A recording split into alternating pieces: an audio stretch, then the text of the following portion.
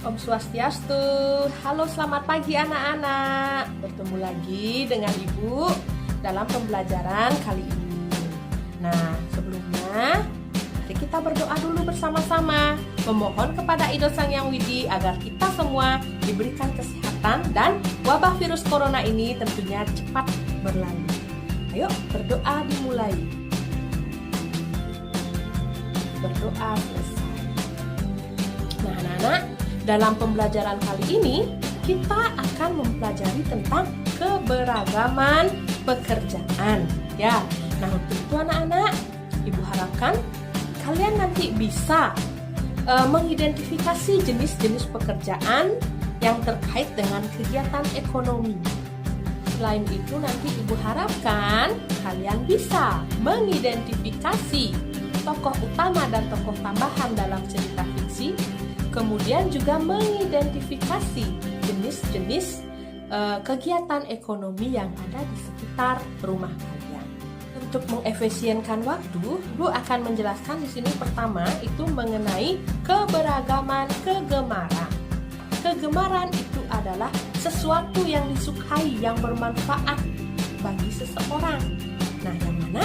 Tentu saja anak-anak, antara orang yang satu dengan orang yang lainnya di sini tidak sama, memiliki keberagaman tentunya ya. Ada yang mungkin gemar membaca. Ayo, siapa yang gemar membaca? Gemar menulis. Nah, ini kegemaran ini identik atau hampir mirip dengan hobi.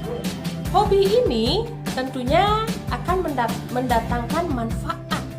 Contoh, Ibu memiliki hobi membaca. Tentu saja manfaat yang Ibu dapatkan nanti pengetahuan Ibu akan bertambah.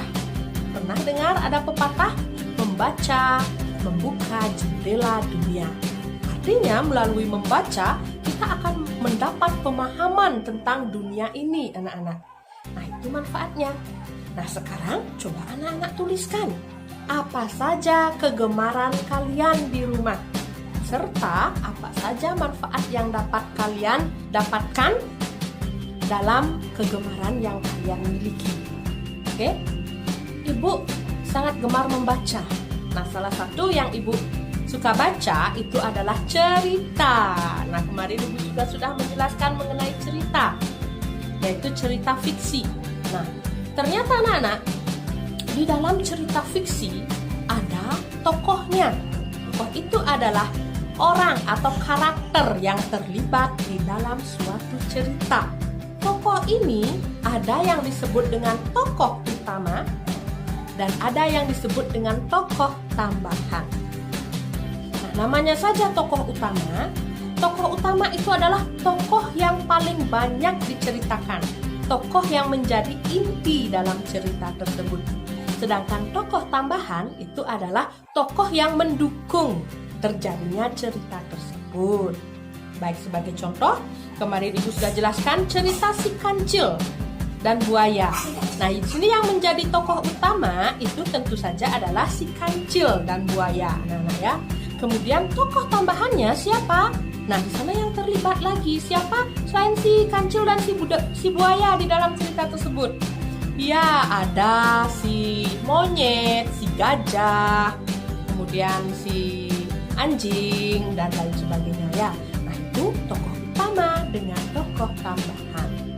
Nah, selanjutnya anak-anak, dalam legenda ya ada legenda Malin Kundang kan?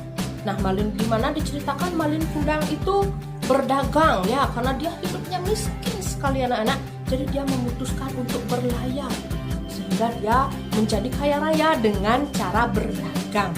Nah, berbicara tentang berdagang anak-anak. Nah, semua yang Malin Kundang lakukan yaitu melalui kegiatan berdagang, tujuannya tidak lain adalah untuk memenuhi kebutuhan hidupnya. Nah, anak-anak, terkait dengan hal tersebut, usaha manusia untuk memenuhi kebutuhan hidupnya itu disebut dengan kegiatan ekonomi. Jadi Ibu ulangi sekali lagi, kegiatan ekonomi adalah kegiatan yang dilakukan oleh manusia untuk memenuhi kebutuhan hidupnya. Oke, pertama itu adalah kegiatan produksi. Yang kedua, kegiatan distribusi, dan yang ketiga, kegiatan konsumsi. Kegiatan produksi adalah kegiatan menghasilkan barang. Ya, contoh yang menghasilkan barang apa kegiatannya? Membuat kue, yang paling sederhana ya. Lagi membuat baju atau pakaian. Nah, seseorang yang melakukan kegiatan produksi itu disebut dengan produsen. Oke, kegiatannya namanya produksi. Orang yang melakukan kegiatannya namanya produsen. Oke, yang kedua, kegiatan distribusi. Nah, kegiatan distribusi ini adalah kegiatan menyalurkan barang dari produsen ke konsumen. Penyalurannya ini disebut dengan distribusi. Sedangkan orang yang melakukan kegiatan distribusi ini namanya distributor. Oke? Dan yang terakhir, konsumsi. Konsumsi itu adalah kegiatan menggunakan atau memakai barang yang diciptakan oleh produsen tadi, ya. Nah, orang yang memakai barangnya itu namanya konsumen. Baik, contoh konsumen. Misalnya, membuat makanan. Tentunya kita memerlukan minyak. Ya, itu kita memakai minyak, kita memakai garam, merica, kemudian sayur-sayuran. Nah, kegiatan memakai barang itu namanya konsumsi. Nah, kalau contoh distribusi, menyalurkan barang, contohnya Gojek. Mungkin dia bisa menyalurkan barang dari produsen ke konsumen. Grosir bisa juga agen, ya itu contohnya.